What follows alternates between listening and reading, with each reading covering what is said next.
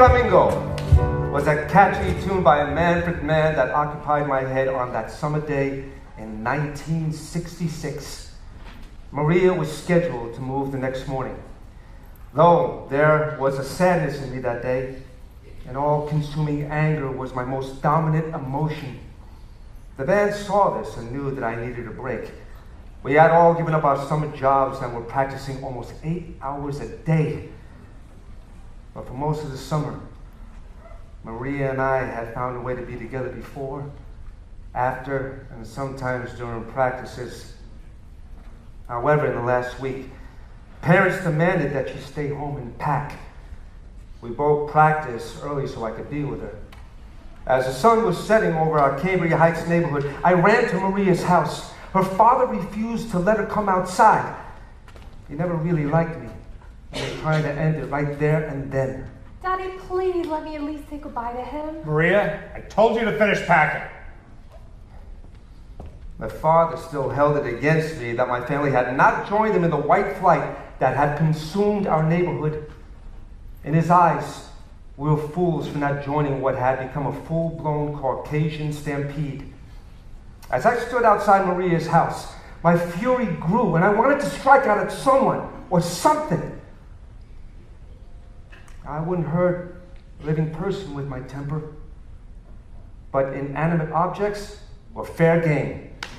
Like so many other front yards in the Heights, this span of grass was so minuscule that it could be mowed in 15 minutes using only a pair of scissors. This made it doubly confusing that people who chose to decorate these small patches of green with really cheap ornaments. The most common were plastic pink flamingos. I don't understand the reason for an ugly tropical bird decorating a lawn in New York City. However, they were in abundance in my neighborhood, including the one that I had chosen to strangle in frustration that very afternoon. As I attempted to murder the plastic flamingo, Maria's mother came out of the house. Desperate to find an excuse, I blurted out, The flamingo started it. You get your goddamn ass out of here, right now. I was furious, but realized that anything I said would only cause more problems. Frustrated, I looked back at the flamingo. This isn't over yet.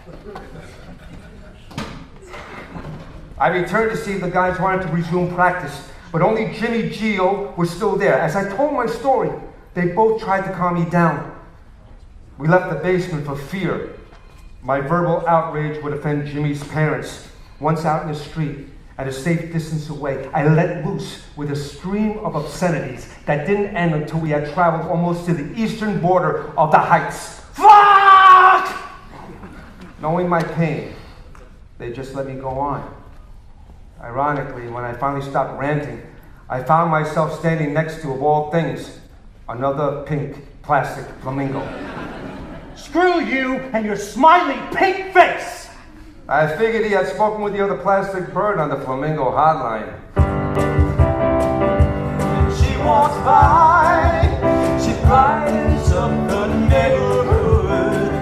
Oh, every guy would make her his if he just could, if she just would. My anger came down a notch or two, but I had a plan. Jimmy, Gio, and I never slept that night. After requisitioning 3 shopping carts from a supermarket, we systematically scoured the streets for our prey. In the Great Flamingo Roundup of 1966, the 3 of us found every flamingo that had been bought by evil flamingo slaveholders of the Heights. By 4 in the morning, we were pretty sure that we had herded every flamingo from the neighborhood into our wagon train. They arrived at their final destination a little before sunrise. We placed the more than 3 dozen plastic birds on the Romano family lawn. When every inch of the grass was covered with our pink friends, we filled the concrete, railing, and exterior walls with the overflow of birds. Yeah, we would have liked to have stayed and watched their reaction, but thought better about being caught pink-handed. But in my anger, I had only hurt myself. I couldn't say goodbye to Maria as her family prepared to leave the next day. But even so, There was a great satisfaction in knowing that we had reunited an entire tribe of birds that had so long been separated by man's inhumanity to innocent but ugly plastic birds.